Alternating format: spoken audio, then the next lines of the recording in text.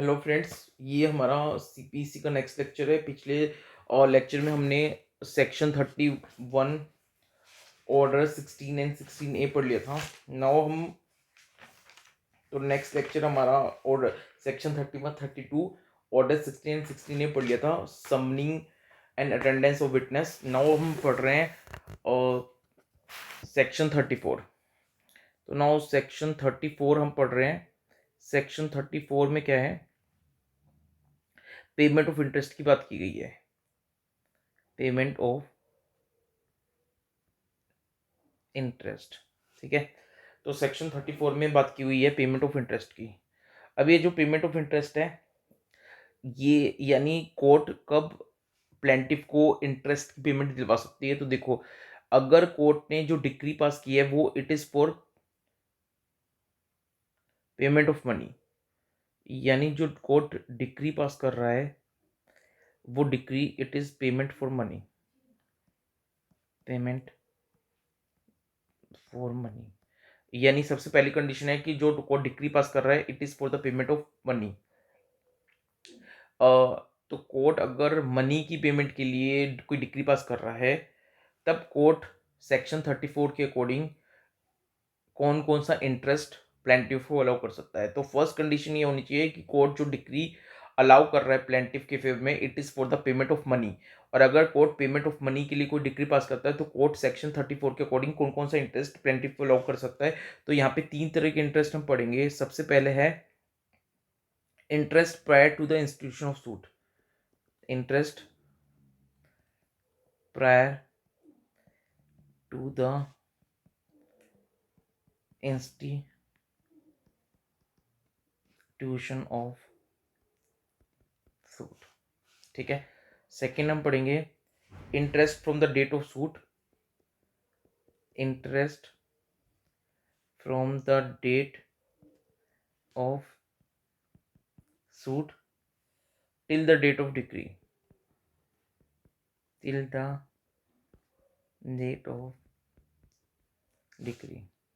और थर्ड है interest from the date of decree, interest from the date of decree till the date of payment, till the date of payment. तो देखो, तो यहाँ पे तीन तरह के हम इंटरेस्ट पढ़ेंगे।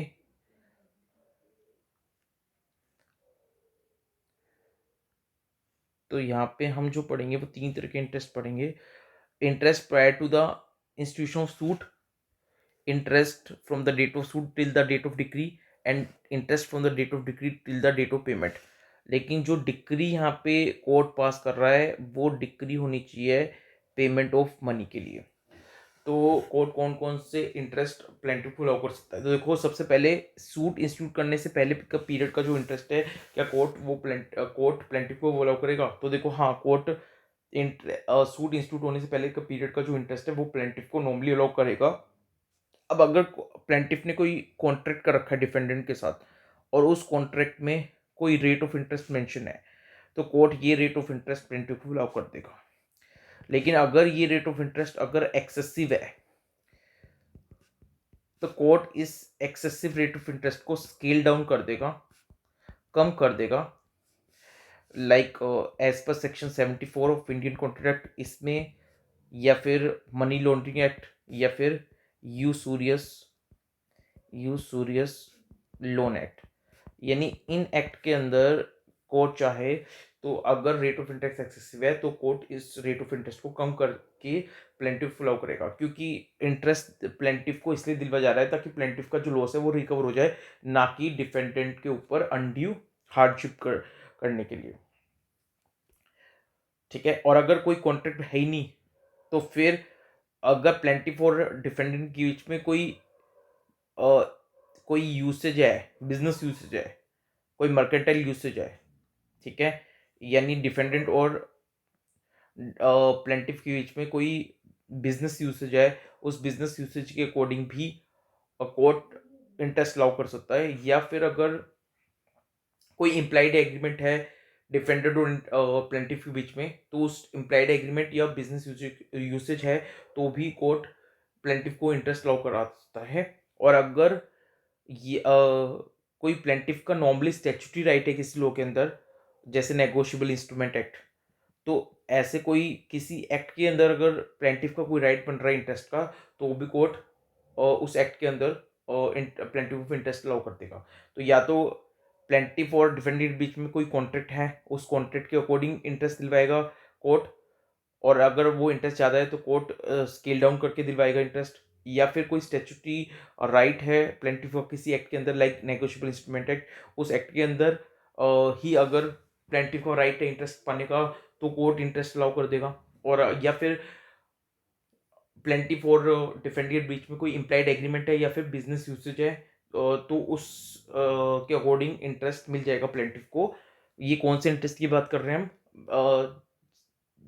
सूट इंस्टीट्यूट होने से पहले की पीरियड की इंटरेस्ट की बात।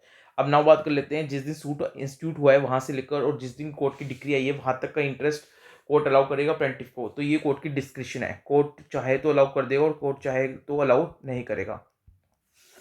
ऐसे ही और जिस दिन कोर्ट का डिग्री आया है वहां से लेकर जिस दिन डिफेंडेंट पेमेंट करेगा वहां तक का इंटरेस्ट कोर्ट अलाउ कराएगा। तो ये भी कोर्ट की डिस्क्रिप्शन है। लेकिन ये जो थर्ड पॉइंट है, from the date of decree till the date of payment, यहाँ इस केस में कोर्ट की डिस्क्रिप्शन है। और अगर कोर्ट इंटरेस्ट अलाउ करता है यहाँ पे इस पीरियड का, तो कोर्ट 6% पर एनम से ज़्यादा का इंटरेस्ट अलाउ नहीं कर सकता। यानी मैक्सिमम कितना इंटरेस्ट अलाउ कर सकता है कोर्ट? 6% पर एनम कर सकता है। कौन सी पीरियड के लिए? From the date of decree till the date of payment. लेकिन अगर ये कॉमर्शियल ट्रांजेक्शन है, यानी ये जो ट्रांजेक्शन है प्लेंटिफ डिफेंडेंट बीच में, ये कॉमर्शियल ट्रांजेक्शन है, ये कॉमर्शियल केस है, तब कोर्ट 6% पर एनम से ज़्यादा का इंटरेस्ट अलाउ कर सकता है। कौन सी पीरियड का? फ्रॉम डेट ऑफ डिक्री से डेट ऑफ पेमेंट तक का। लेकिन कोर्ट 6% पर एनम से ज़्यादा का इंटरेस्ट तो कॉमर्शियल ट्रांजेक्शन अलाउ कर सकता है। लेकिन प्लेंटिफ और डिफेंडेंट के बीच में कोई कॉन्ट्रैक्ट हुआ है उसके अकॉर्डिंग कोई रेट ऑफ इंटरेस्ट है, उस रेट ऑफ इंटरेस्ट से ज़्यादा का इंटरेस्ट नहीं हो सकता। और अगर प्लेंटिफ और डिफेंडेंट के बीच में कोई कॉन्ट्रैक्ट है ही नहीं, तो फिर जो नेशनलाइज्ड बैंक है वो कॉमर्शियल ट्रांजेक्शन के लिए जितना इंटरेस्ट चार्ज करते हैं उससे ज़्यादा इंटरेस्ट कोर्ट नहीं दिलवा सकता कॉमर्शियल ट्रांजेक्शन में। तो हमने पढ़ा कि जो डेट ऑफ डिक्री है वहां से लेकर डेट ऑफ पेमेंट तक का जो नॉर्मली इंटरेस्ट अलाउ करेगा कोर्ट, वो 6% पर एनम से ज़्यादा नहीं कर सकता। लेकिन कॉमर्शियल ट्रांजेक्शन में 6% परसेंट से ज़्यादा का इंटरेस्ट अलाउ कर सकता है। लेकिन वो 6% से ज़्यादा का इंटरेस्ट कॉमर्शियल ट्रांजेक्शन में ज़्यादा हो सकता है 6% से, बट किस चीज़ से ज़्यादा नहीं होता? जितना डिफेंडर और प्लेंटिफ के बीच में कॉन्टेक्चुअल रेट ऑफ इंटरेस्ट है, अगर है तो ऐसा, और अगर नहीं है कोई कॉन्टेक्चुअल रेट ऑफ इंटरेस्ट, तो जितना नेशनलाइज्ड बैंक लैंड करते हैं कॉमर्शियल ट्रांजेक्शन के लिए, उससे आगे इंटरेस्ट कोर्ट अलाउ नहीं कर सकता from the date of decree से लेकर till the date of payment तक का। ये बात हो गई। लेकिन अब क्वेश्चन एक उठता है कि क्या यहाँ पे कोर्ट सिंपल इंटरेस्ट अलाउ करेगा या कंपाउंड इंटरेस्ट? तो कोर्ट की मर्जी है, कोर्ट चाहे तो सिंपल इंटरेस्ट भी अलाउ कर सकता है और कोर्ट चाहे तो कंपाउंड इंटरेस्ट भी अलाउ कर सकता है। ठीक है, तो सिंपल एंड कंपाउंड इंटरेस्ट दोनों ही कोर्ट अलाउ कर सकता है, कोई दिक्कत वाली बात नहीं है। ठीक है, ये हो गया आपका सेक्शन 34 पेमेंट ऑफ इंटरेस्ट। लेकिन पेमेंट ऑफ इंटरेस्ट ये प्रोविजन तभी एप्लीकेबल हुआ जहाँ पे जब decrees for the payment of money. Thank you so much, next lecture मिलते हैं, बाय बाय, टेक केयर। अब नेक्स्ट लेक्चर में सेक्शन 35 ऑनवर्ड्स पढ़ेंगे हम। Thank you so much, keep studying, bye bye, take care.